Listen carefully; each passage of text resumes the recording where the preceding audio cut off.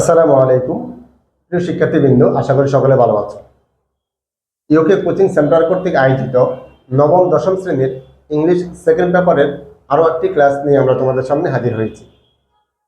গত কয়েকটি ক্লাসের ধারাবাহিকতায় আমরা আজ আলোচনা করব কন্ডিশনাল সেন্টেন্স নিয়ে। আমরা ইতিমধ্যে কন্ডিশনালের পরিচিতি, ফার্স্ট কন্ডিশন এবং সেকেন্ড কন্ডিশন নিয়ে বিস্তারিত আলোচনা করেছি। আশা করি তোমরা সেই ভিডিওগুলো দেখেছো। তার ধারাবাহিকতায় আমরা আজকে আলোচনা করবো থার্ড কন্ডিশনাল সেন্টেন্স নিয়ে। থার্ড কন্ডিশনাল সেন্টেন্স কি?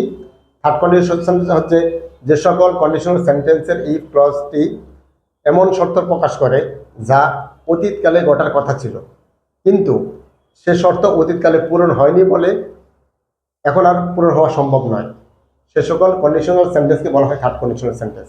একটু লক্ষ্য করো, আমরা এখানে মার্ক করে রেখেছি, অর্থাৎ যে সকল কন্ডিশনাল সেন্টেন্সে ইফ ক্লজটি এমন শর্ত প্রকাশ করে যে যেটা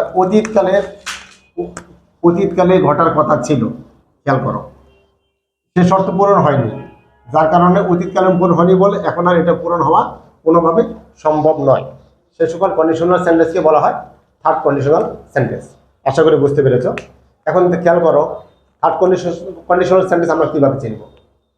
আমরা এখানে দেখো, গঠনটা হবে ইফ দ্বারা শুরু হবে, যেহেতু কন্ডিশনাল ইফ দ্বারা শুরু হয়, তার মানে ইফ ক্লজটা থাকবে পারফেক্ট টেন্সে।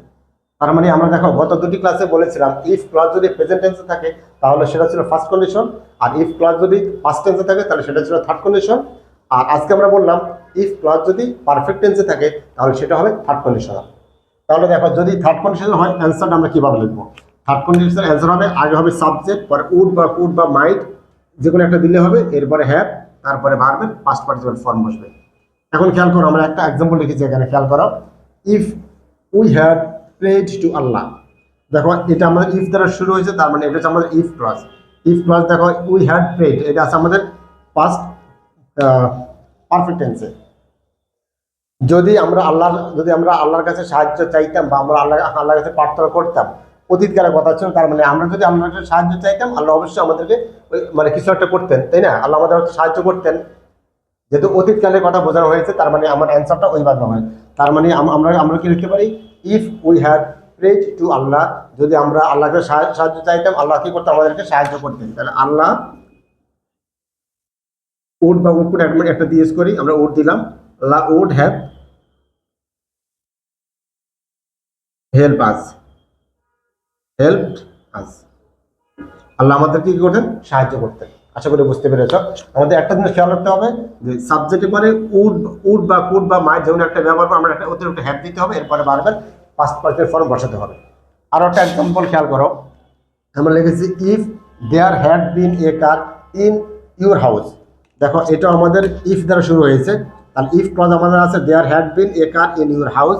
যদি তোমার বাড়িতে একটা গাড়ি থাকতো তাহলে তুমি কি করতে, গাড়িটা চালাতা। তাহলে আমরা লিখতে পারি কি, তাহলে you would have drive it, তাহলে তুমি সেটা কি করতে, এটা তুমি চালাতা। তার মানে আশা করি বুঝতে পেরেছ।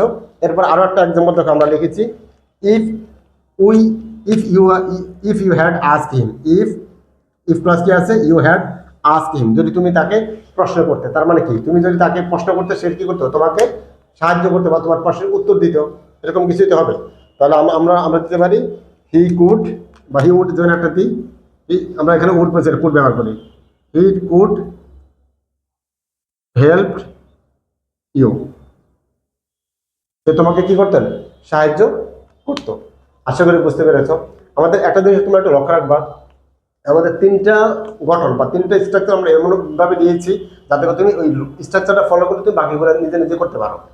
আমরা এখানে হয়তো এক্সাম্পল আমরা কম দিয়ে 3-4টা এক্সাম্পল দেখিয়েছি। তোমরা তোমাদের যে বই আছে বইটা তোমরা একটু প্র্যাকটিস করবে। আর যদি কারো কোনো বুঝতে সমস্যা হয় তাহলে আমাদেরকে কমেন্ট সেকশন জানাবো, আমরা তোমাদের প্রশ্নগুলো অবশ্যই উত্তর দেবো।